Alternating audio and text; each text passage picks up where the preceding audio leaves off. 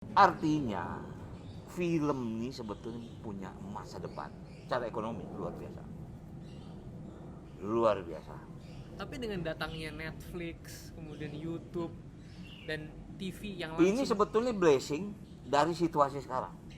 Walaupun sebetulnya ini tidak akan pernah jadi saingan. bioskop.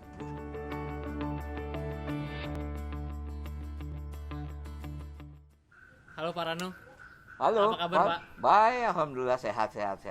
Wah, ini terima kasih banyak nih Pak udah dikasih kesempatan ngobrol-ngobrol sama Bang Rano nih. Boleh, kebetulan waktunya lagi ada kan, makanya udah silakan mampir.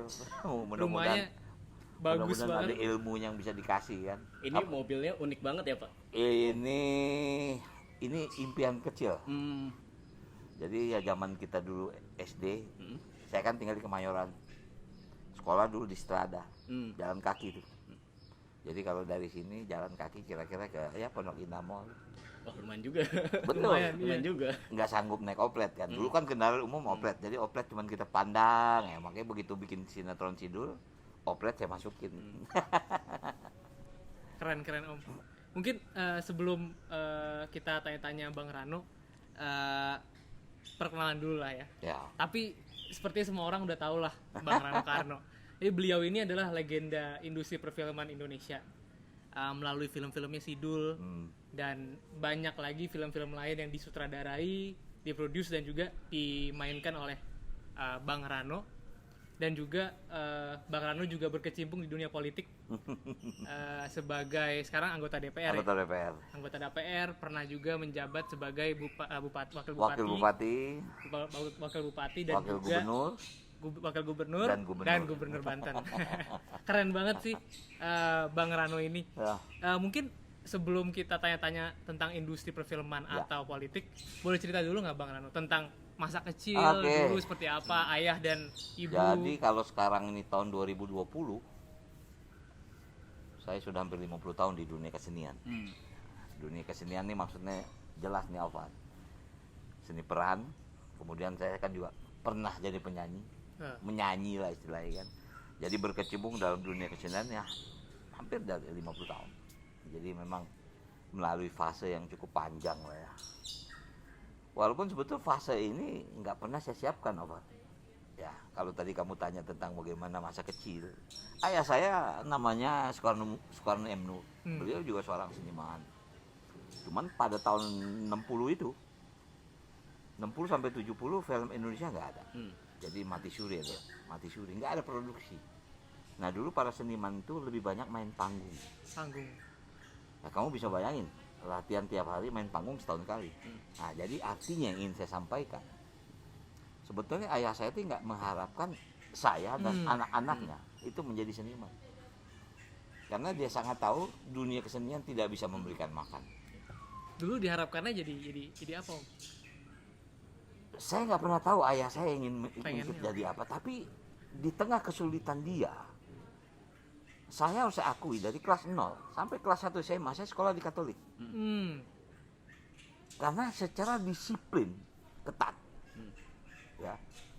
Saya nggak tahu dasarnya apa. Orang tua, bukan hanya saya, semua kakak saya sekolah di sekolah di Katolik. Yang notaben disiplinnya luar biasa. Nah, jadi artinya saya juga nggak tahu ayah saya mengharapkan anak-anaknya jadi apa. Tapi minimal kita menjadi anak yang disiplin. Dan itu sangat membekas sekali. Artinya, tadi saya katakan, masa kecil saya ini, saya bersyukur pernah mengalami susah. Jadi kalau orang bilang makan sepiring berdua, dulu saya sepiring berlima setiap hari. Itu dari mulai tahun 60 sampai kira-kira tahun 70-an. Kenapa saya bilang 70-an? Karena era film Indonesia, Oval, mulai tahun 70, itu bangkitnya sejak film anak-anak, kebetulan yang main Rano Karno. Nah jadi lucu ayah saya ini, tidak mengharapkan jadi seniman, tapi dia melibatkan saya dalam dunia kesenian. Yang ingin saya ceritakan, saya besar di daerah Pasar Senen. Ya mungkin kamu tahu dulu juga ada daerah lokalisasi pelacuran. Jadi Pasar Senen itu slum itu. Iya. Wah itu downtown itu. Downtown. Kalau Jakarta downtownnya di situ. Itu segala macam penjahat lengkap. Nah saya nggak jauh tinggal di situ. Nah di Pasar Senen itu ada satu bioskop namanya Bioskop Rex. Nah sebelah Bioskop Rex itu ada restoran Padang. Ini tempat berkumpulnya para seniman. Saya nggak tahu apakah kamu pernah mendengar Asrul Sani. Pernah. Apakah kamu pernah mendengar mungkin Motinggo Bushir? Artinya dulu seniman-seniman besar lahir di situ ya. bukan ngumpulnya di sini. Makan-makan aja om gitu. Bukan cuma makan-makan, nongkrongnya di sini. Oke. Jadi artinya satu saat udah sekian puluh tahun Ikatan Seniman memberikan penghargaan kepada pemilik restoran Padang karena tempatnya. Ya ingin saya ceritakan, dulu kesenian itu sangat susah untuk dijadikan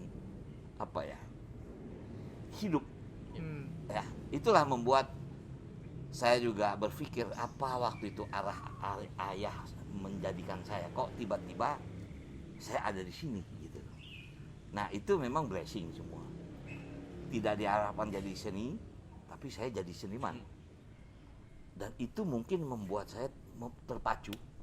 Saya ingin approval kepada dia. Bahwa dia salah gitu. Bisa sukses di situ. Walaupun itu tidak dengan mudah. Artinya gini Alvar, sejak saya main film pertama, saya syuting tuh jauh, bukan hanya di Jakarta. Bahkan saya pernah main judulnya Malin Kundang. Itu saya jadi Malin Kundang kecil.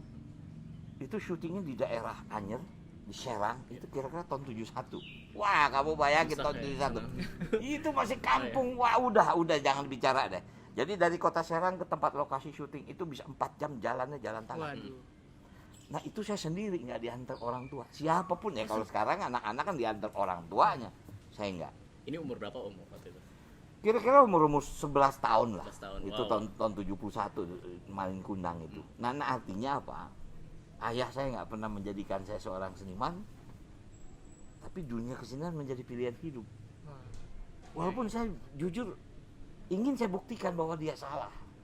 Cuman iya, saya tidak pernah menyesali, memang perjalanan adalah seperti itu. Tapi ada sedikit, bukan kekecewaan, penyesalan saya di saat saya bisa mendapat Piala Citra, ayah sudah nggak ada. Nah itulah menjadi satu saya ingin, ini loh pialanya, lo pegang gitu. Iya. Tapi lucu juga ya Bang Rano, karena kan keluarganya Bang Rano identik dengan perfilman. Ya. Ada Pak Tino ya? Iya, Bang Tino, betul. Bu Suti. Mbak Suti, betul. Dan itu semua di industri perfilman. Bener. Tapi ayahnya justru against gitu. Bener, itu yang bikin aneh gitu loh. Itu yang bikin aneh. Sampai begini. Saya nggak pernah belajar acting sama bapak. Oh, nggak pernah diajarin, nggak pernah di. Saya pernah bilang, Pak, ajarin saya acting dong. Dia bilang kalau kamu belajar acting sama saya, kamu cuma jadi saya. Kamu belajar sama orang lain. Nah itu yang membuat saya, zaman saya kecil, saya banyak bertanya. Saya nggak tahu apakah Alvar kenal, tapi pasti pernah mendengar yang namanya Bing Slamet. Ya, Bing Slamet, iya pasti. Maaf, Benyamin. Maaf, pernah dulu ada yang namanya Tan Chen Bok. Wah itu seniman besar pada waktu itu. Kemudian Vivi Yang tuh ya sekarang kemudian ada namanya Mak Wo itu ibunya dari Aminah Cendrakasih, maknya dalam sidul. Artinya itulah guru-guru saya. Nah jadi sejak kecil tuh saya banyak bertanya, bahkan sampai pekerjaan film itu saya tanya. Kamu bisa bayangin dulu kan syuting itu pakai celluloid, ya kan? Kita itu baru bisa lihat hasilnya minimal 4 bulan setelah kita syuting, baru kita bisa lihat. Kalau sekarang maaf, ini kamera, kita bisa lihat monitor. Gitu ya. Oke, ini kamera apa nih? MS tuh medium shot. Medium shot tuh segimana sih? Kita kan sebagai pemain harus tahu supaya kita bisa movementnya seberapa besar. Betul. Misal dia bilang big CU sebesar ini, berarti kita nggak boleh. Dulu nggak bisa kita lihat layar monitor, karena yang namanya kamera itu nggak sembarangan kameramen mengizinkan ngintip. Nah saya dari kecil tuh rajin nanya, Om sekarang kan MS tuh semana sih size-nya? Ini kamu lihat ini. Oh segitu, jadi sampai segini. Oh jadi saya bergeraknya. Kira-kira saya belajar otodidak dari situ ya. Betul. Iya. Tapi dulu kan yang pertama kali paling membawa nama Bang Rano ini adalah Sidul ya. Ya. Itu boleh ceritain nggak Bang Rano? Awalnya gimana? Kan dari buku ya? Umur 8 tahun, 8-9 tahun, saya sudah baca novel itu. Novel itu. Novel. Nah, jadi saya tidak. Saya dulu sekolah di Vanlit. Itu daerah Gunung Sari. Nggak jauh dari Gunung Sari itu ada balai pustaka. Balai Pustaka. Daerah lapangan banteng. Every day. Setiap hari, setiap saya pulang dari sekolah, pasti saya ke balai pustaka. Untuk baca. Saya suka membaca. Dan untuk menyewa, saya nggak punya uang. Jadi saya harus baca sampai balai pustaka tutup. Dari sekian ribuan buku, ya tentu saya punya beberapa buku. Sidul itu novel yang udah saya baca. Kemudian Winnetou, dulu ada Indian, Apache, itu juga saya baca. Kemudian saya banyak baca Tenggelamnya Kapal Van de Beek, Siti apa namanya Salah Asuhan. Saya udah mulai baca novel ya istilahnya pujangga dulu istilah. Saya suka baca. Nah, itu Sidul itu sudah bukan hanya jadi bacaan, itu menjadi tokoh panutan saya. Jadi istilahnya gini, zaman saya kecil sama kehidupan saya seperti Sidul dalam novel itu. Iya, Nah, jadi satu saat tahun 72 almarhum Sumanjaya membuat film judul Sidul Anak Betawi yang kebetulan yang main saya. Wow, itu udah kayak Tim jadi role modelnya. udah. Dan tokoh itu udah masuk gitu. Makanya sampailah saya terobsesi. Ini obsesi. Sidul Anak Sekolahan yang saya buat dalam bentuk sinetron itu nggak ada dalam bagian Sidul Anak Betawi. Lewat dari itu novelnya itu ya. Nggak ada novel, tapi artinya Sidul Anak Sekolahan yang saya buat itu betul-betul saya terinspirasi dari novel itu. Oke, iya. Karena Ovar, dalam novel Sidul Anak Jakarta atau Anak Betawi, Sidul itu cuma lulus SR. SR ya. Dulu kan SR, SD. Saya protes sebagai anak yang baca, nggak bisa. Sidul ini mesti SMA. Sidul mesti mahasiswa. Sidul mesti hebat gitu loh. Bayangin. Itulah yang membuat berimajinasi tentang Sidul Anak Sekolahan. Kenapa judulnya Sidul Anak Sekolahan? Karena saya merasa yang namanya sekolah itu bukan hanya di sekolah. Iya. Dan kultur itu pada waktu itu sangat rindu terhadap dunia pendidikan. Tapi mereka nggak tahu dari mana mulainya. Ya karena kan ada gap antara generasi, ya maaf lah, generasi dulu dengan generasi modern. Ya makanya kalau kamu pernah nonton sinetron Sidul Anak Sekolahan, ada benturan pemikiran, pola pikir antara modern dengan tradisional, antara saya dengan bapak. Bapak mengharap perlu sekolah, cuman dia selalu mengeluh, udah berapa hektar tanah gue jual tapi sekolah lo nggak kelar-kelar. Karena dia pikir sampai kuliah itu bisa setahun 2 tahun gitu.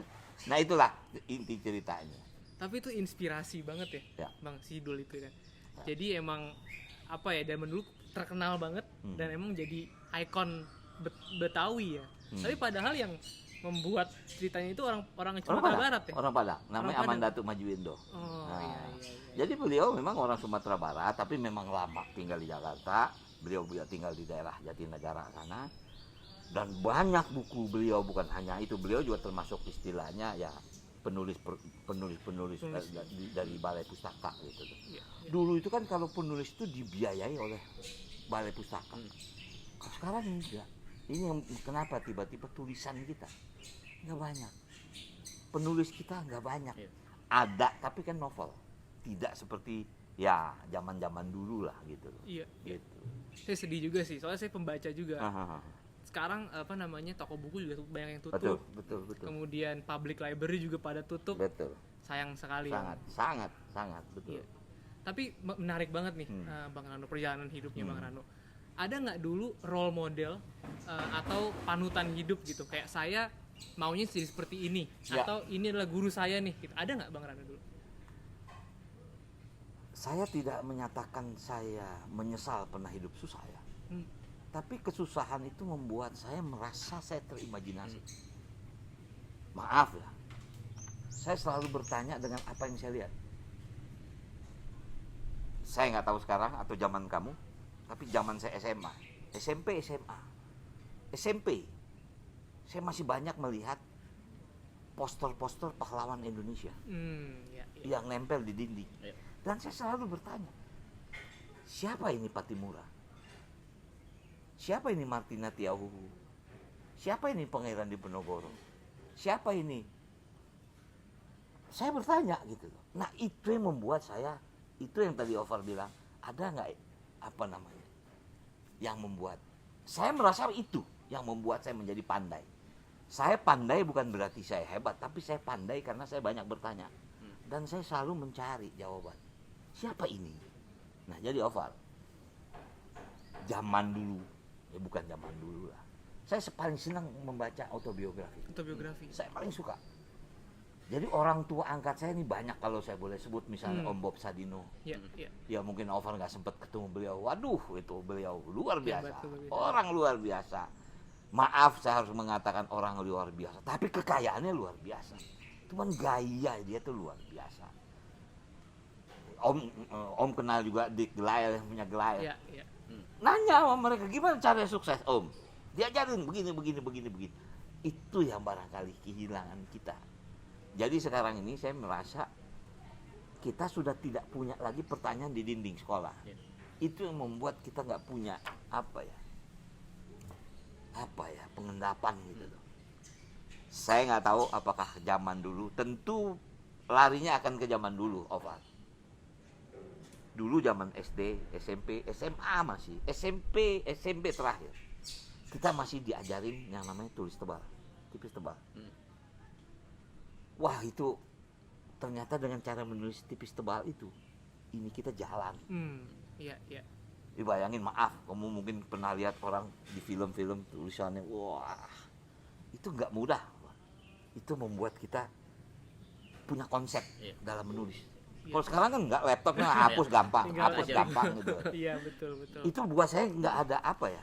Mungkin saya orang lama, memang saya produk lama, tapi itu membuat saya menjadi ngalir darah saya ini, sehingga tangan saya bisa bergerak, tidak berusaha salah.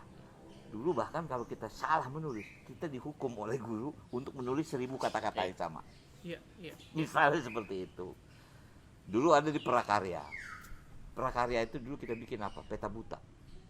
Peta buta ini cuman apa? Kita bawa koran, bawa lem dari rumah, kemudian di sekolah koran kita taruh di air, kemudian kita suruh campur lem, kita suruh bikin pulau. Ada yang dapat pulau Jawa, ada yang pulau Sumatera, ada. Bukan bikinnya, Ovar. Tapi kita bisa menyentuh Nusantara kita. Itu apa ya yang Om dapat ya. Sekarang banyak anak-anak yang nggak tahu di mana itu. Apalagi COVID sekarang.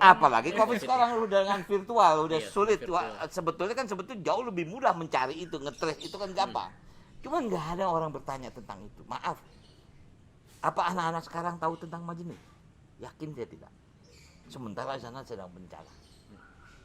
Apa anak-anak tahu tentang Kalimantan Selatan dengan banjirnya? Enggak. Dia bisa disalahin anak-anak, tapi memang situasinya membuat saya nggak tahu. Saya anggap kepandaian saya, karena saya selalu bertanya dari apa yang saya lihat.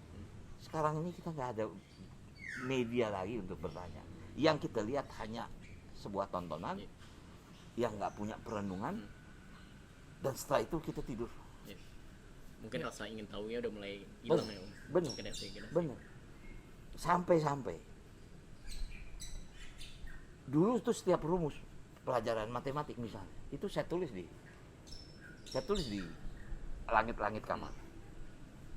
Sampai Ovar, kalau saya mau punya sesuatu, saya mau punya sepeda misalnya, itu saya gambar sepeda, saya gunting dari koran, saya tempel.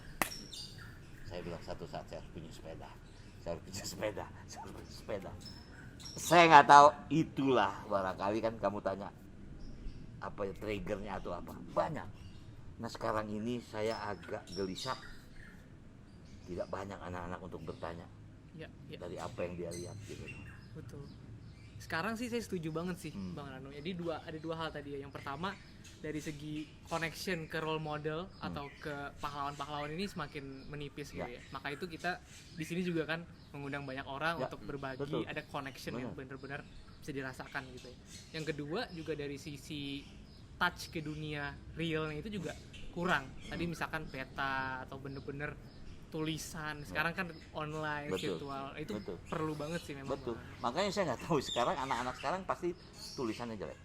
Iya. Karena nggak pernah Nggak menulis. pernah tulis. Iya. Kita aja kerja kan Iya. diketik. Iya, cuma kan Lama-lama. begitu gitu kan. Nggak tahu ya. Saya mendapatkan sebuah bukan kenikmatan ya. Kamu bayangin ini mata pena kemudian kita celup di tinta, kemudian kita Iya, tulis. itu rasanya beda ya, Bang. Ini beda. Oval, ini di sini beda. Jalan ke sini tuh beda tulisan kita. Nggak berani kita begitu bleber, kita udah tahu konsekuensinya. Iya. Iya. Pasti ada hukuman. Betul, betul. Ini yang hilang gitu dalam kurikulum. Sehingga maaf, kita dulu pernah dengar budi pekerti, sekarang nggak ada budi pekerti. Ya, ya. Betul. Sehingga barangkali sampai hari ini banyak orang tidak tahu apa sih budaya itu. Budaya ya. Budaya mereka nggak paham. Budaya ini kan sebetulnya bahasa kata majemuk dari bahasa Sanskerta yang disebut budaya. Ada dua unsur itu, ada budi dan daya. Budi itu adalah akal, otak, ide.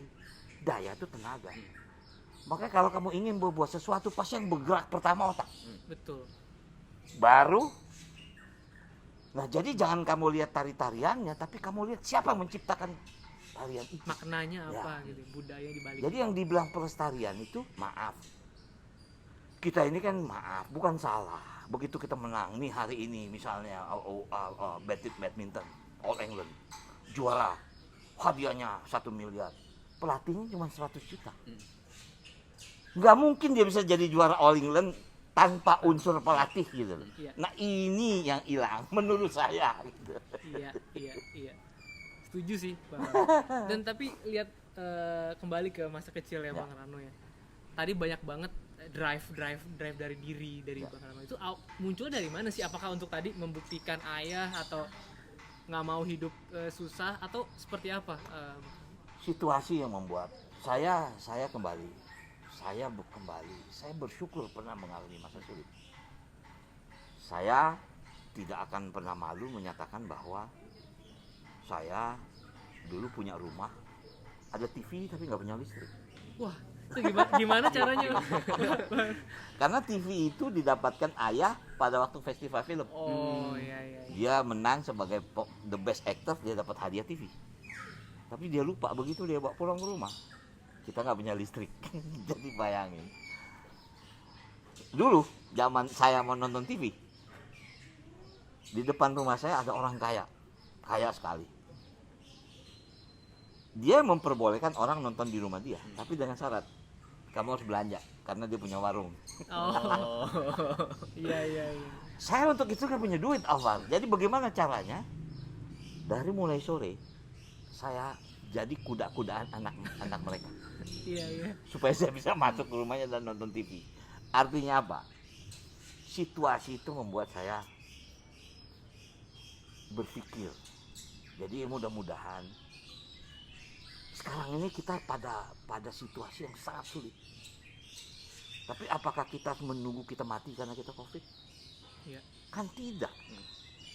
Walaupun pasti kita mati, tapi maaf, ini pandemi loh.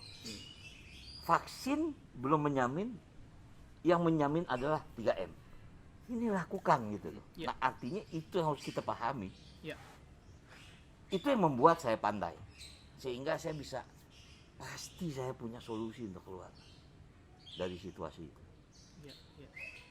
Saya minta maaf sebagai laki-laki saya juga tidak sempurna. Tapi sejak kecil saya nggak pernah minum. Saya nggak bisa minum. Minum bir sampai sekarang saya nggak tahu apa rasanya. Nggak pernah. Jadi kamu bayangin kalau dalam festival film internasional, nah itu kan namanya vodka, itu kan nggak pusing saya udah nyari cola aja lah. Nggak pernah saya coba. Drug saya nggak pernah saya. Walaupun kamu tahu kan dunia saya ada di situ. Itu yang membuat saya selalu berpikir untuk apa? Apakah orang panggung harus mabok baru mainnya bagus? Saya bilang enggak. Tapi pada dasarnya, pada kenyataannya hampir 80% seperti itu. Yang dulu ya. Kalau yang sekarang nggak tahu saya. Nah artinya itu yang membuat situasi itu membuat saya berpikir dan insya Allah saya bisa cari jalan keluarnya. Ya, ya, ya. Walaupun saya nikmatinya lama. Kamu boleh wawancara orang, pasti orang bilang saya ini bintang film kampung. Saya nggak tahu nightclub di Jakarta ini. Saya nggak tahu diskotik di Jakarta ini. Kecuali saya datang untuk kerja ya. Tapi kalau saya sadar datang, nggak pernah.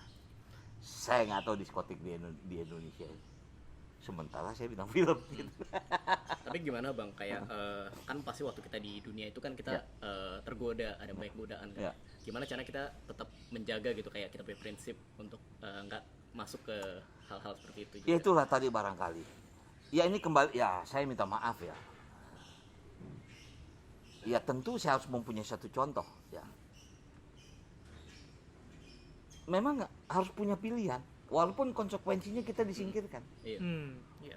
Kamu bayang, ya maaf lah ya.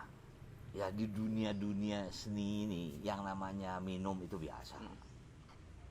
Drug itu dunia bukan aneh.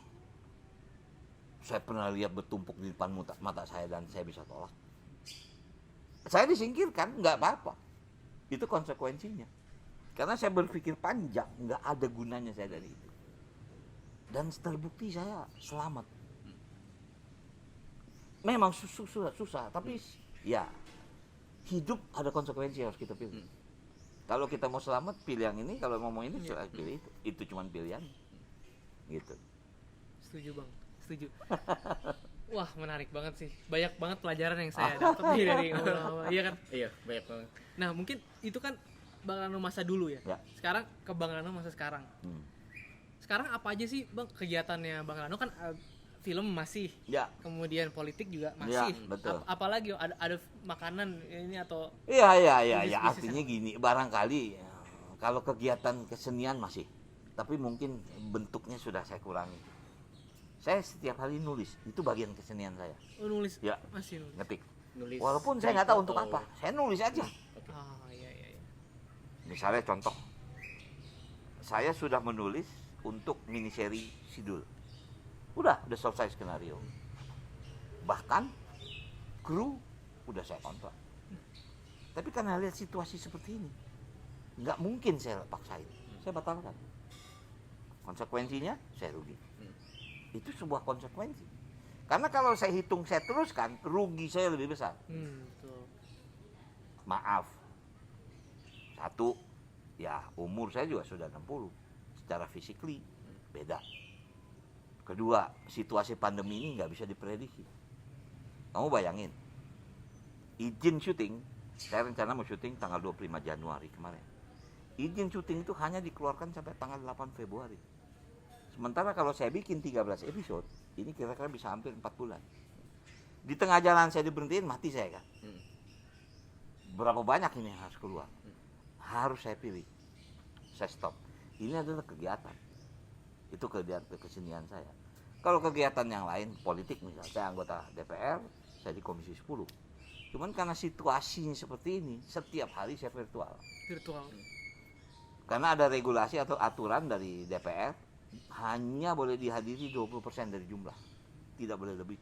Dan itu hanya dipilih yang dapil Jakarta, kecuali dia pimpinan komisi atau pimpinan fraksi. Nah artinya tiap hari Om virtual. Sementara lagi menghadapi situasi seperti ini, mitra kerja Om ini cuma 4. 1, Kementerian Pariwisata, Ekonomi Kreatif, ini lagi kolaps. 1.500 hotel tutup. Di Bali sudah banyak yang mau pilot. Kemudian Kementerian Pemuda Olahraga, ini juga menghadapi masalah. Rencana PON tahun 2020 diundur 2021. Belum tahu lagi. Ya. Jadi atau tidak. Bahkan yang namanya Olimpiade Tokyo saja terindikasi batal, akan diundur lagi. Nah, kemudian yang ketiga, pendidikan dan kebudayaan. Dunia pendidikan kita lagi begini, lagi nggak jelas konsepnya. Situasi virtual, sekolahnya daring, kurikulum daring belum punya. Ini situasi yang menghadapi kita harus berpikir panjang kan. Betul. Nah cuman karena situasi membuat ini, kita juga nggak bisa apa-apa. Dalam arti lebih kalau mau rapat kan lebih enak ketemu. Cuman karena situasinya nggak memungkinkan, ya terpaksa dengan virtual, mau nggak mau karena regulasi seperti itu. Yang lain kegiatan cuman iseng-isengnya. Tadi Ova tanya soal warung. Dulu Om ini punya warung. Dulu namanya Warung Garasi Sidul. Bukanya cuma Sabtu Minggu. yang lucunya bukanya dari jam 7 sampai jam 1, habis itu tutup. Yang menarik nggak pernah kosong, pasti rame terus. Pasti rame. Apalagi kalau pas musim-musim libur sekolah, itu tamunya dari jauh-jauh, dari Papua, dari Maluku, dari udah ujung pandang segala macam. Itu yang membuat apa ya terus terjalin silaturahmi dengan penonton Sidul terutama gitu. Iya. Menarik banget Bang Rano. Pengen denger nih dari Bang Rano pendapat tentang industri perfilman sekarang. Kan dari senior pendapatnya seperti apa sih? Apakah banyak berubah? Wow. Atau gimana? Berubah banyak. Kalau dari sistem berubah banyak. Sistem berubah banyak. Ya dulu gini Ovan, dulu syuting itu pakai celluloid namanya. Film.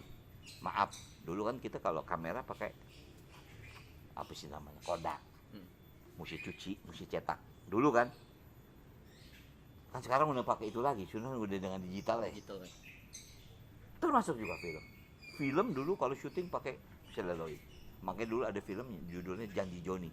Itu kan cerita orang yang kerjanya bawa film. Sekarang udah nggak pakai itu. Artinya secara teknologi sudah luar biasa majunya. Bahkan dalam skop kecil, Om punya studio di sini kecil, tapi itu untuk membuat kualitas film dengan 7.1 yang stereo Dolby udah bisa. Om punya alat itu semua. Cuman memang mungkin dari kita hitung 2018, dari mulai 2018 perfilman Indonesia begini. Turun ya malah. Wow. Kalau kita hitung jumlah produksi turun. Sekarang ini produksi film ada, tapi dulu 2018 kita tahu cari 2018. Jumlah penonton film Indonesia 1 tahun bisa 65 juta orang. Kamu bayangin, Warkop tuh penonton 7 juta. Iya. Dilan tuh hampir 8 juta. Ya maaf, Sidul tuh hampir 2 juta. Jadi tahun 2018 jumlah penonton film Indonesia hampir 60 juta. Itu yang membuat, maaf, banyak investor masuk ke sini. Iya. Ya, saya nggak tahu apakah harus kita sebut Korea masuk. Iya. China pun sebetulnya mau invest bioskop di sini. Cuman sekarang situasi lagi pandemi begini. Turun. Bayangin kalau jumlah penonton secara regulasi tidak boleh lebih 25% penonton loh. Iya. Itu yang membuat produser juga nggak mau. Siapa yang mau pasti rugi? Iya. Ya kalau misalnya kapasitas gedung 120 orang, sekarang penonton cuma 25%, cuma 20 orang, 30 orang. Film apa yang mau diputar? Jadi Oval, kamu nggak akan nonton James Bond yang baru dalam kira-kira 2-5 tahun ini. Walaupun maaf, ada sebuah OTT ya kita tahu lah, yang mau beli James Bond itu diputar di TV. Kamu tahu berapa penawarannya? 7 triliun dia nggak jual. Nggak dijual. Artinya film ini sebetulnya punya masa depan secara ekonomi luar biasa. Tapi dengan datangnya Netflix, kemudian YouTube dan TV yang langsung, ini sebetulnya blessing dari situasi sekarang. Walaupun sebetulnya ini tidak akan pernah jadi saingan bioskop. Orang pasti akan lebih senang datang ke bioskop. Beda rasanya. Big screen, sound sudah dengan stereo Dolby, nyaman, ya oke lah. Ya saya tahu mungkin Ovar di rumah punya 60 inch, udah dengan power gede. Tapi beda kalau nonton bioskop. Jadi orang ke bioskop itu bukan cuma nonton tapi experience. Ada experience segala macam. Kedua, memang lari ke televisi. Nah sebetulnya dengan yang tadi Ovar, Netflix, kemudian ya apa YouTube sekarang sama. Ini ada Disney Plus. Ini blessing situasi pandemi. Ya. Sehingga sebagian film itu dilepas ke. Tapi film-film seperti apa? Tadi saya bilang Netflix yang Om baca, dia sudah menawar James Bond yang terakhir 7 triliun, nggak dijual. Iya. Nah artinya sekarang produser film Indonesia juga yang sedang buat film, prioritas akan ke situ dulu. Ke Netflix segala macam. Ke yang dibilang OTT dulu, ya Netflix segala. Tapi maaf, quote and quote, nggak akan untung dari situ. Keekonomiannya lebih sedikit daripada bioskop. Sedikit daripada bioskop. Ya maaf lah ya, mungkin, tapi kamu harus bedain dengan produksi Netflix. Ada produksi Netflix, ada produksi yang kamu jual kepada Netflix atau kepada OTT yang lain, ke Disney segala macam. Beda. Kalau produksi Netflix, dia akan full finance biayain, tapi dengan konsep cerita, pemain segala, dia ikut terlibat. Beda dengan kita jual, walaupun produk kita baru, itu nggak pernah lebih dari $500,000. $500,000 berapa kira-kira? 7M. 7M. Biaya produksi Indonesia mungkin sekitar 7, tapi biaya promosinya 10M. Nggak ketutup. Ya. Nah, jadi bahasanya dalam bahasa bisnis, kalau kita sudah menjual ke OTT, hak right-nya masih punya kita setelah sekian tahun balik. Oke. Kita bisa jual ke TV. Iya. Nggak bisa dibalik, kamu jual ke TV dulu, karena TV Indonesia memperlakukan mereka adalah beli putus semua. Maaf, seperti dulu, saya nggak dapat right lagi, walaupun setiap tahun dia putar. Sekarang malah ada yang baru ini ya, semua konten-konten Nah, baru. artinya itu berbedaannya. Kalau di Netflix ini segala macam, kita jual dalam waktu sekian tahun, right balik ke kita. Kita masih boleh jual ke stasiun TV. Maka itu lebih murah. Maka itu lebih murah. Ya. Saya nggak tahu kalau dia punya regulasi seperti stasiun TV di Indonesia, barangkali harganya bisa mahal. Betul. Karena menurut data terakhir, database terakhir, ada satu judul film di Netflix, itu penontonnya 85 juta orang. Wah, Itu udah lebih dari 85 juta orang penonton satu film itu. Iya. Jadi dunia televisi atau broadcast ya memang incredible. Entertainment pasti orang butuh Ya, gitu ya. pasti orang butuh. Betul. Tinggal masalah apa yang kita sajikan kepada orang yang butuh itu. Iya. Tapi ada yang Bang Rano lihat sekarang yang perlu ditingkatkan lagi nggak ya? Mungkin dari segi anak mudanya atau dari Sebetulnya anak muda sekarang sedang meningkat-ningkatnya ini. sedang ini ya. Waduh, kreativitas anak sekarang, apalagi saya bilang tadi, sekarang sudah ditunjang dengan peralatan. Iya, teknologi. Teknologinya sudah, ya bayangin, Om ini punya perusahaan kecil lah, tapi Om punya peralatan yang bisa membuat kualitas bioskop. Nggak usah kamu keluar negeri lagi. Iya. Dulu kita harus ke Hong Kong, minimal kita ke Bangkok untuk proses. Kalau sekarang enggak, sendiri. Om udah bisa bikin Dolby, tinggal beli license. Om punya alat grading color, kamu mau grading color kayak apa? Silakan kamu mau lihat. Sound Om itu Terminator bikin pakai peralatan itu. Nah, artinya bukan cuma di Indonesia, ada beberapa studio yang sudah bisa membackup itu. Tapi begitu kita udah setting ini, situasinya lagi begini. Ya, jadi dari segi teknologi sudah ada. Sudah. Dari segi entusiasme dari anak muda Sudah. sangat. Jadi Sudah. memang kondisi saat ini saja Iya, yang agak distribusinya juga sudah siap. sudah siap semua ya. Jumlah bioskop semakin banyak, tapi situasi pandemi ini membuat orang stuck. Dan Akhirnya sekarang mau jual popcorn aja nggak laku. Iya. Sekarang malah dibuka untuk restoran seperti biasa. Betul. 21 Cinema 21. Bener. Ya karena memang dia harus survive. Susah ya. Nggak bisa kan dia mesti. Ya bayangin hampir se-Indonesia yang saya dengar kata hampir 8.000 tenaga yang kerja di XX1 saja. Itu kan harus dipikirkan. Iya. Menarik. kalau dengan ada aksesnya teknologi ini, Bang kan banyak kayak studio-studio independen yang bisa membuat kualitas-kualitas yang baik ya. Dan juga akses distribusi juga banyak yang video-video yang bagus tuh diupload ke YouTube atau other media gitu. Betul. Mendapat Bang Rano gimana kayak dengan adanya Itu juga ada opportunity untuk itu ya. Cuman kan kita mesti tahu ya gini. Mungkin saya salah ya. Tapi kan kita harus tahu segmented kita kemana. Kalau YouTube ini kan agak general. Iya. Ya kan? Kita mau bikin apa sih? Maaf, ya saya tadi mungkin bertanya. Oh kalau masuk di YouTube konten kita harus bicara tentang wave, mewah, jor-joran kayak Lamborghini dipajang segala macam. Enggak juga. Bagi-bagi duit, pura-pura jadi orang miskin.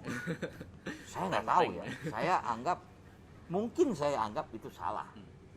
Karena saya lihat ada beberapa YouTuber produknya konten-konten yang simple tapi audiensnya luar biasa gitu. Jadi memang ini sedang, ya ini kan saya anggap baru dunia medsos ini kan, baru ya 10 tahun tapi baru. Apalagi kalau kita bicara YouTuber mungkin nggak lebih dari 5. Iya. Barulah. Baru. Saya aja saya baru kenal YouTube 6 bulan. Saya nggak tahu apa itu YouTube dari dulu. Baru saya, oh ternyata begitu. Begitu saya tahu, apa harus begini? Saya bilang enggak juga gitu. Nah jadi memang kembali lagi kita mesti tahu segmennya apa gitu kan. Tapi bukan banyak, ada beberapa web series dibikin dengan biaya murah, tapi audiensnya gila gitu. Kalau nggak salah baru-baru ini ada yang terkenal banget, Tilik ya. Ya betul. Tilik itu. Ya kayak gitu kan. Ya artinya coba aja dulu. Ya maaf dalam tanda kutip nih, kita nggak bisa bikin James Bond untuk YouTube, nggak mungkin. Betul. Nggak mungkin kan biayanya kan. Berhitung kita kan jauh kan. Tapi kita juga nggak bisa bikin Tilik karena tahu penontonnya banyak. Jadi kita bisa tahu nih budget berapa. Iya, sesuai dengan ini. Karena maaf, kita kan nggak tahu nih. Maaf. YouTube ini kan yang namanya ya komersial atau iklan kan kita nggak bisa dagang ke advertising kan. Kita pasang dulu YouTube, upload dulu YouTube, tiba-tiba iklan masuk kan gitu. Betul. Beda kalau dengan orang, kita jual dulu ke produk ini, ke sebuah produk, mereka jadi main sponsor, aman. Ini nggak bisa seperti itu menurut Om gitu loh. Makanya kalau kembali YouTube ini ada satu konten yang aplikasi yang memang bisa membuat orang kreatif. Cuman seperti apa itu kembali tinggal tergantung maunya apa di YouTube ini. Kalau memang kalau bikin program di YouTube pasti penontonnya enggak juga. Sulit kita. Sekarang juga banyak anak muda itu impiannya tuh menjadi YouTuber gitu. Betul. Oke. Benar itu. Benar. Karena maaf dalam frame program konten di YouTube tuh sebetulnya murah. Ya dikerja dengan 2-3 orang bisa. Dengan kamera ya simple lah tuh, HP bisa. Cuman yang kita mau rekam ini apa? Kreativitas. Karena gini, yang saya pahami, yang saya pelajari, yang ada di YouTube itu yang tidak ada di TV komersial dan tidak ada TV. Betul. Maaf. Nggak mungkin kita ngomong jorok di TV. Iya. Kita bisa ngomong jorok di YouTube. Ya. Karena belum ada regulasinya. Betul. Dan banyak konten-konten yang edukasi yang benar-benar spesifik ditaruh di YouTube. Betul. Karena di TV mungkin nggak laku. Nggak laku. Benar. Gitu. Berarti emang mungkin marketnya begitu. Nanti kita, kalau gitu kita bikin yang kontroversi aja bang, yang sensasi aja. Enggak. Tapi ada sebuah konten yang bicara soal itu. Maaf, ya. Kalau ngomong harus pakai tank top gitu kan. Ada yang seperti itu, penonton juga banyak. Cuman apakah harus begitu terus belum tentu juga gitu. Betul. Ada misalnya satu konten dia makanan aja. Wih. Tapi semua orang bikin semua makanan. Viewersnya nggak sebanyak dia gitu, saya nggak usah sebut, tapi kamu tahu lah siapa. Jadi memang agak sulit. Yang pasti gini, kreativitas bikin aja dulu, tentang hasil kita lihat nanti. Gitu. Betul. Setuju, Bang Anu. Mungkin sedikit intermezzo dikit, Bang Anu. Kalau tadi ngomongin film, kalau film favoritnya Bang Anu sendiri internasional apa? Waduh, saya ini penasaran. Saya ini penonton film, apa saja saya tonton. Karena saya belajar tuh dari film dan nonton. Bahkan gini, Alvar, saya nggak tahu dulu waktu zaman kamu kecil, papa sama mama tuh langganan ya. Dulu saya punya koleksi Laserdisc. Betul. Itu mungkin puluhan ribu. Karena saya dulu member dari American. Jadi film-film baru Amerika yang dalam bentuk laser pasti tiap bulan saya beli. Saya koleksi dan saya tonton. Karena saking banyaknya, saya dulu punya rental Laserdisc. Iya. Nah, kalau film-film luar dari original Laserdisc itu di belakangnya ada behind the scene. Oh iya. Ada cara bikinnya. Di situ saya belajar. Makanya pertanyaan saya kalau Over bilang, semua film saya tonton. Dari mulai film Amerika sampai film Eropa saya tonton. Karena Belajar saya di situ. Genre-nya semuanya juga. Semua, saya jujur saya nggak suka horor. Saya nggak suka horor. Saya takut, penakut saya. Saya paling nggak mau nonton di bioskop nonton horor. Bisa malu saya. Bisa teriak beneran. Walaupun saya tahu bagaimana cara bikinnya. Iya, menarik. Sekarang mungkin transisi ke dunia politik. Ya. Bang Rano. Dulu awalnya itu direncanakan kah atau memang ada panggilan kah atau apa? Saya agak bingung kalau bicara direncanakan. Segala sesuatu dalam perjalanan karir saya hampir 50 tahun ini nggak dengan desain. Ini blessing saja. Artinya ya Tuhan memberikan saya jalan. Tadi saya katakan dari awal nggak pernah orang tua mengizinkan jadi seniman. Saya jadi seniman. Karena mungkin saya punya kegigihan kan. Nah, kalau bicara soal dunia politik ini menarik juga sebetulnya. Saya awali dunia politik itu dari zaman tahun 2007. Waktu itu masih Pilkada DKI. Saya diundang oleh seorang tokoh yang namanya Gus Solah. Gus Solah orang tahu, beliau adiknya dari Gus Dur. Saya diundang ke rumah beliau. Waktu saya diundang, beliau memaparkan satu lembaga survei internasional namanya Van Zook. Menurut dia, kalau investor mau masuk Indonesia pasti lembaga ini yang dipegang. Yang namanya Van Zook. Ya, kalau kamu mau bergerak dalam dunia konsultan mungkin kamu bisa nge-trace. Nah, berdasarkan survei Van Zook, nama saya tinggi sebagai gubernur DKI. Iya. Waktu itu. Saya tanya sama Gus Solah, terus saya mesti bagaimana? Apa benar saya nggak punya gimana caranya kan? Ya caranya pertama harus melalui partai politik. Karena ya itu regulasinya. Mau jadi apapun di Indonesia ini harus melalui partai politik. Saya nggak tahu bagaimana caranya mau jadi partai politik kan. Singkat bahasa, akhirnya saya berjalanlah ke beberapa partai. Nah, pada tahun 2007 secara realita belum ada waktu itu partai politik yang memberikan kesempatan saya untuk maju sebagai gubernur DKI atau sebagai wakil gubernur DKI. 2008 saya ada kesempatan diminta menjadi wakil bupati di Kabupaten Tangerang. Sebagai wakil bupati ya, dengan infrastruktur sudah siap ya, Pak Bupati waktu itu Pak Ismet Iskandar hanya membutuhkan satu suara untuk pemenangan. Survei saya tinggi, ikutlah saya dalam pilkada itu, jadilah saya wakil bupati. Kemudian pindahlah menjadi wakil gubernur dan pindah menjadi gubernur. Nah, cuman ada bahasa yang saya lawan. Memang almarhum Benyamin dalam sinetron saya ngomong sekali-kali lo dulu jadi gubernur, gitu kan. Saya lawan, waktu pilkada saya maju lagi, kalah. Kan Babe udah bilang sekali-kali jadi gubernur, dua kali. Nah jadi artinya saya pun nganggap wah, ya memang begitu realita. Nah jadi semua tanpa desain.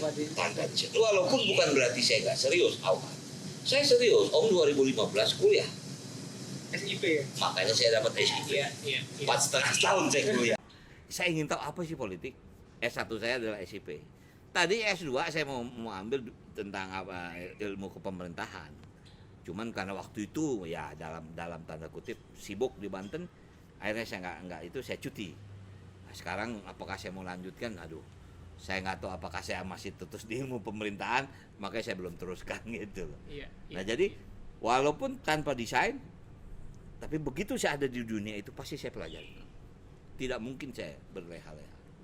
Dulu tantangannya apa, Bang Rano, di dunia politik ya? Apakah itu seru, misalnya beda dengan dunia perfilman atau ada similaritas? Ada yang dibawa gitu dari dunia perfilman ke sebetulnya dalam... yang dibawa itu kalau sifat profesionalisme dipadukan dengan birokrasi itu bisa jadi. Jadi ya? Bisa jadi. Apalagi sekarang sistem pemerintahan profesional. Ada e-budgeting, e-procurement. Dulu kan nggak ada. Dulu budget yang namanya budgeting ya suka-suka pimpinan daerah. Sekarang nggak bisa lagi. Apalagi maaf sudah ada Korsubga dari KPK, sudah ada pengawasan. Jadi nggak bisa sembarangan lagi.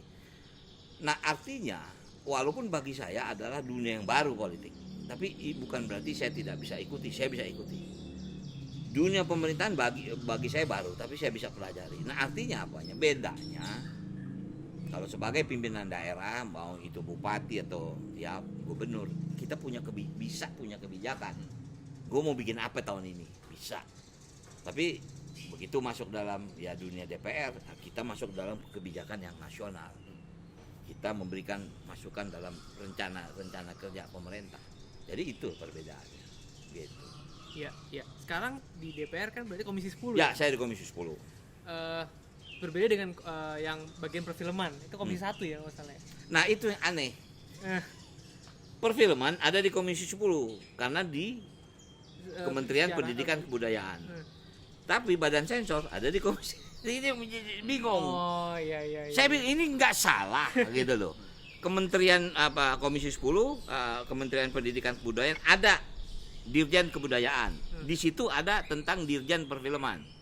Tapi yang lain TVRI, kemudian badan sensor itu ada di komisi yang lain. Jadi saya bilang ini gimana sih waktu pembentukannya? Iya. Kenapa nggak ada di sini gitu loh? Sehingga kayak sekarang kebijakan Kementerian Pendidikan, dia terpaksa membuka satu aplikasi yang namanya Rumah Belajar, yang diputar di TVRI. Nah kita Komisi 10 nggak bisa membackup ini, karena tidak ada di komisi kita. Harusnya ini masuk ke dalam komisi ini. Nah ini sedang harmonisasi. Situasi ini membuat kita melakukan harmonisasi. Itu yang terjadi. Kalau tantangan yang Bang Rano hadapi selama menjadi politisi itu apa sih Bang? Kayak ya sebetulnya mungkin dari kacamata orang luar pasti menganggap politik itu suram, susah, jorok lah. Sebetulnya tidak juga. Kalau kita sudah masuk, artinya gini, itu yang saya hasilkan dari ya hampir 12 tahun saya masuk dalam dunia politik. Tidak ada sesuatu yang diselesaikan tanpa politik. Kamu mau bicara ekonomi, pasti harus dengan bicara politik kita. Nggak mungkin anggaran negara ini bisa disahkan tanpa bicara semua fraksi. Itu kan politik. Setuju nggak kita dengan rencana ini? Oke, setuju? Anggaran sebenarnya gimana? Ya. Tidak ada yang tidak diselesaikan dengan cara politik. Politik itu kan cara bersama-sama mengambil keputusan untuk kepentingan bersama. Ya. Walaupun mungkin melalui mekanisme ada yang voting, ada yang, itu mekanisme. Tapi begitu sudah diketuk tok, kita mesti sepakat. Walaupun kamu keluar dari ruangan, itu adalah konsekuensi. Kalau nggak sepakat ya begitu. Ya. Gitu. Itu benar sekali tadi yang Bang Rano bilang. Kan orang menganggap wah politik itu susah, kemudian kotor segala macam. Ada nggak pesan mungkin ke anak-anak muda nih yang pengen masuk politik, tips atau pesan-pesan lah dari Bang Rano yang udah yang pasti tidak ada segala sesuatu yang bisa kita kerjakan sendiri. Ya. Harus kita kerjakan bersama-sama. Nggak mungkin bisa kita kerjakan sendiri. Nah, memang tidak harus melalui jalur politik. Ada yang dibilang independen. Ya. Cuman nggak sanggup kamu independen. Semua hampir rata-rata 99% independen di Indonesia nggak ada pernah jadi. Karena begitu kamu lolos sebagai pimpinan daerah independen, bagaimana kamu menghadapi politik di DPR? Nggak mungkin. Walaupun celah itu dibuka, boleh melalui jalur independen. Cuman ini berat dari pengalaman saya, dari pengalaman yang saya lihat. Nah artinya, begitu juga teman-teman yang lain. Kalau kamu ingin menyalurkan sesuatu, tidak ada cara yang kita sepakati secara nasional adalah melalui jalur politik. Terserah mau masuk partai politik apa, tapi nggak bisa kita selesaikan. Maaf, ada jalur demo boleh, tapi itu kan tidak menyelesaikan masalah.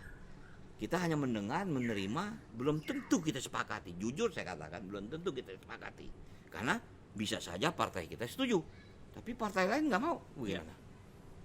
Nah ini contoh soal nih yang sedang dibahas tentang undang-undang pilkada. Apakah pilkada besok tahun 2022 apa 2024? Secara regulasi sudah disepakati 2024. Tapi memang secara kenyataan apabila pilkada ini dilaksanakan 2024, tahun 2022 itu banyak pimpinan daerah yang selesai, berhenti, dan ini menjadi pejabat semua. Resikonya kalau pejabat, dia nggak punya komitmen penuh karena belum full. Ini yang bahaya juga. Tapi dulu disepakati tahun 2024 gitu, yang mesti disepakati kan. Ini yang sedang bahasanya ya lobby gitu. Betul. Memang untuk memberikan sebuah keputusan bagi rakyat banyak yang perlu lewat politik. Nggak ada cara lain. Betul. Harus melalui jalur politik. Nah, Bang Anu. Ya. Kalau misalnya di politik kan berarti kita mesti berkompromi ya, Bang. Soalnya kan kadang tuh kita nggak setuju dengan keputusan yang diambil juga. Ya. Tapi ada nggak sih kayak di masa-masa yang Bang Rano itu mesti menghadapi kayak keputusan yang sulit gitu, yang mungkin nggak Bang Rano sendiri tuh nggak jangan setuju. kamu anggap semua kita setuju. Kita nggak setuju tapi kita dicatat. Tapi saya katakan lagi, maaf. Saya misal Komisi 10. Di fraksi saya Komisi 10 ada 12 orang. Belum tentu 12 orang itu setuju dengan sebuah konsep. Saya nggak setuju, tercatat sebagai tidak setuju. Tapi kalau yang 11 lain setuju, kalah saya. Itu mekanismenya. Nggak bisa, bagaimana, nggak bisa begitu. Tapi minimal suara kita tentang keberatan kita itu dicatat dalam notulen rapat. Boleh. Kita walaupun misal satu fraksi satu partai, bukan berarti semua setuju, no. Harus saling men-challenge justru. Iya, harus men-challenge, benar. Tambah baik gitu. Benar. Setuju. Itu yang menarik, cuman yang terlihat keluar bukan itu. Keputusannya Hanya sepakat, gitu. gitu, setuju. Ya maaf, misal saya sebagai Komisi 10, saya cuma anggota biasa. Ada ketua fraksinya. Jadi setiap rapat itu sudah sepakat. Kalau rapat yang menjawab cuma satu orang, dia mewakili. Karena kalau 12 menjawab, nggak kelar 3 hari. Satu partai itu kan kita PD Perjuangan 12, belum Golkar ada 10. PKS misalnya ada 8, kalau semua yang menjawab semua. Nggak kelar rapat satu hari. Misalnya seperti itu gitu. Iya, Bang Rano. Wah, banyak banget pelajaran-pelajaran yang Ya, kita petik mudah-mudahan ada dari manfaatnya. Bang Rano. Mungkin terakhir Bang Ya, Rano, ya. mungkin bisa sharing pengalaman top 3 pelajaran hidup lah dari selama Bang Rano hidup. Apa aja sih yang penting-penting yang anak-anak muda nih perlu tahu gitu. Yang pasti tidak ada sesuatu yang bisa dicapai dengan mudah. Ya. Itu udah pasti. Jadi kalau dalam bahasa agama yang saya yakini, itu yang namanya istiqomah. Tapi kalau umum bilang konsisten. Kalau kamu ingin menjadi konsultan yang benar, terus di situ. Jangan mau pindah kemana-mana. Karena kalau kamu pindah kemana-mana, kamu nggak akan jadi apa-apa. Tapi yakin akan sampai, cuman memerlukan waktu.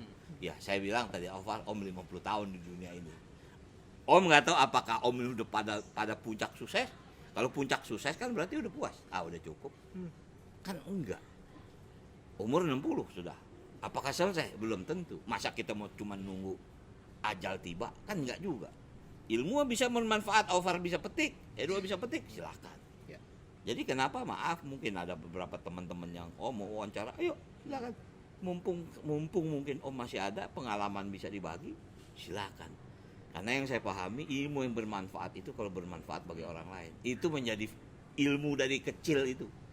Nggak boleh kita pelit terhadap apa yang kita punya. Mudah-mudahan, tapi walaupun mungkin pasti belum tentu semua orang cocok. Nah, jadi kembali lagi, kalau pertanyaan seperti itu ya harus konsisten dalam menjalankan sesuatu. Karena yakin pasti akan sukses. Itu tinggal masalah waktu saja. Gitu. Iya. Terima kasih nih Oke. Bang Rano. Mudah-mudahan kita bisa banyak belajar lagi dari Bang Amin, Rano. mudah-mudahan. Banyak banget ilmu-ilmu bisa dipetik. Amin. Terima kasih banyak Oke. Bang Rano. Yuk. Ya.